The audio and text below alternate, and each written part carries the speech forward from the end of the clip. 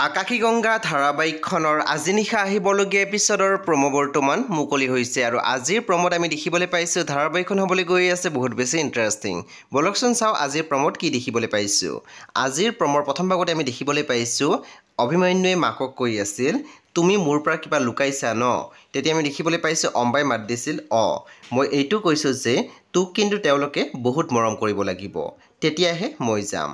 তাৰপিছত আমি প্ৰমোদ দেখিবলৈ পাইছোঁ সন্ধ্যাই নিধিক কৈ আছিল মোৰ এনেকুৱা লাগিছে খুৰী আইতাক চাগে ককাই হত্যা কৰিছিল।